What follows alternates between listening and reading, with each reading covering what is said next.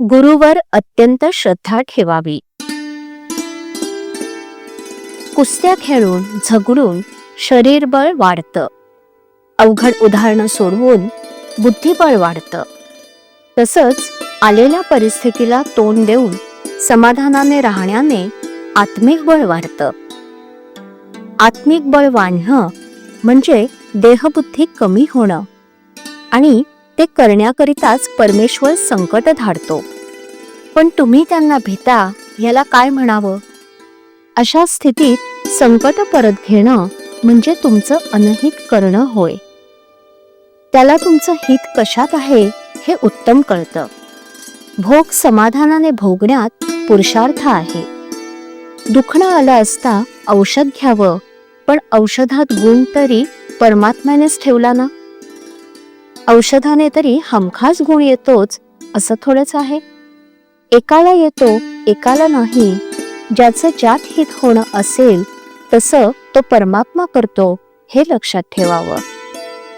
तुम्ही एकच करावं, परमात्म्याला शरण जाऊन हा भोग भोगण्याची मला ताकद दे. समाधान भंगू देऊ नकोस, तुझं सतत स्मरण व्हावं असं मागावं. दुखणं भोगायचं आहे तर ते समाधानाने का नाही भोगू? प्रारब्धाचे तुमच्या डोक्यावरचे ओझे कर्ज तेवढ्या प्रमाणात कमी नाही का होणार? दुखणं आलं असता त्याची उपेक्षाच करावी, म्हणजे आपोआप ते कमी होईल.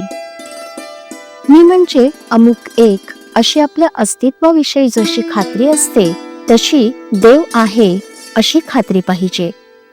आपले सद्गुरू देवच आहेत अशी आपली खात्री झाली म्हणजे आपला सद्गुरूंच्या ठिकाणी भाव आहे असं म्हणता येईल.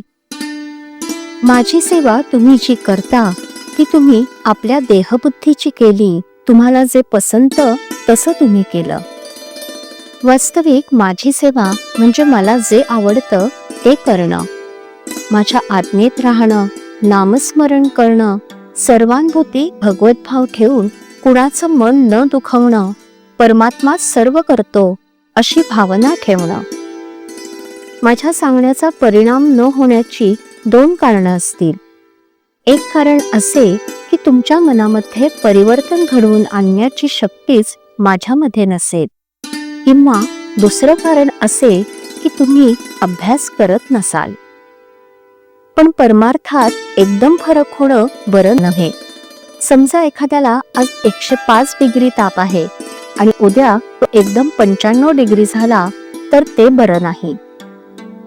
तसंच मनुष्य आज रागीट आणि उद्या एकदम शांत झाला तर तेही बरं नव्हे. आपल्यामध्ये हळूहळू परिवर्तन व्हावं आणि ते विवेकानं घडवून आणावं. श्रीराम. श्रीराम जय राम जय जय राम. श्रीराम जय राम जय जय राम. श्रीराम जय राम जय जय राम. श्रीराम जय राम जय जय राम. श्रीराम जय राम जय जय राम. श्रीराम जय राम जय जय राम. श्रीराम जय राम जय जय राम. श्रीराम जय राम जय जय राम. श्रीराम जय राम जय जय राम.